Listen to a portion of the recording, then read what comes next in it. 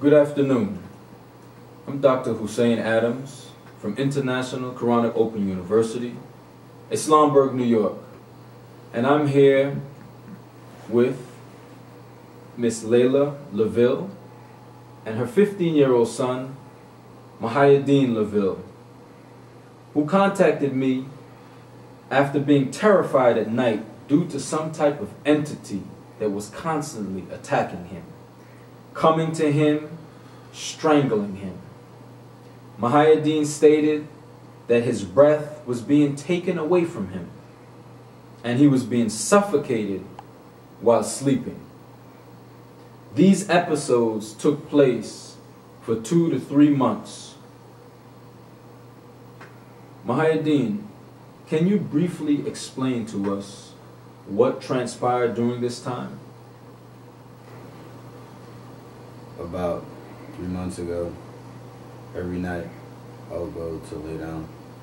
I felt as though I was being physically handled by something I couldn't see. Every time I went to lay down, I felt a suffocation feeling, as though I was being strangled. There was nothing there. And I couldn't sleep.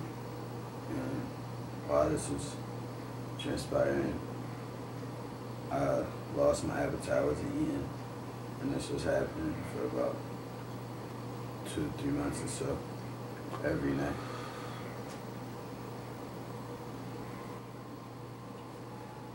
After hearing this young man's plea for help, I immediately contacted the Vice Chancellor of International Quranic Open University and the founder of Al Jilani methodology, Sayyid Dr. Mubarak Jilani, and informed him of the situation, who confirmed that this boy's physical attacks were due to the immutable law of God Almighty being broken.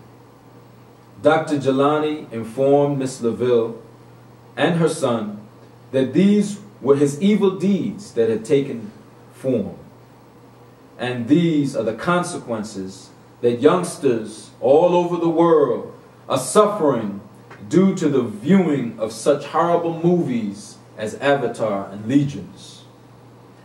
These films are being allowed because it has become a part of a plan to destroy the entire world.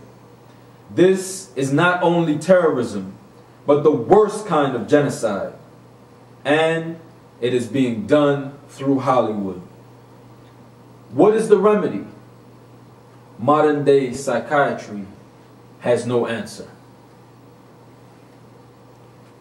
Miss LaVille, at what point did you notice a change in your son's behavior? Approximately 2 to 3 months ago, I noticed something was wrong with Mahiuddin. I could physically see that he was very tired. I also noticed that he had stopped eating. Mahiuddin would not be sleeping at all. He also began to leave all the lights on in the home at night and complained of just being extremely tired and exhausted. He contacted his brother and asked him to come stay the night in hopes of getting some sleep. That particular night, Mahiuddin woke up out of his sleep after dozing off, screaming, at which time I asked Mahiuddin what was going on. And he just stated that he wasn't getting any sleep and was very frustrated and agitated. I took Mahiuddin to the local hospital, Binghamton General, to have him, evaluated, at which time the doctor said it was not anything physical. It wasn't a physical ailment that was attacking Mahiuddin or disturbing him, at which time they referred us to the crisis center. He was seen by a psychiatrist at that time and was evaluated as having a mood disorder. We were then referred to see another psychiatrist on a regular basis, and they prescribed Tylenol PM and Benadryl. Immediately after being discharged, I contacted Dr. Hussein Adams, knowing that Muhyiddin definitely had something more than a mood disorder and that Tylenol PM and Benadryl would not cure, in hopes that Dr. Adams could assist us in getting the help that Muhyiddin quite obviously was in need of.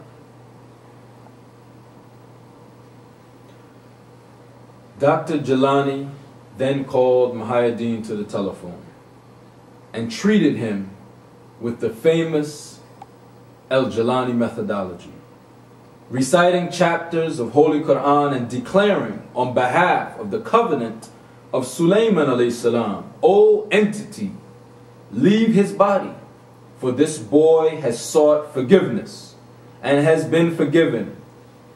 And if you do not, I will get a hold of you, and I am good at this, and I do this well." Within minutes, a young man who was once terrified and on the verge of becoming mad now shed tears of joy and happiness, as for the first time in over 3 months, he described his body as becoming light and able to sleep peacefully without any attacks or any disturbances.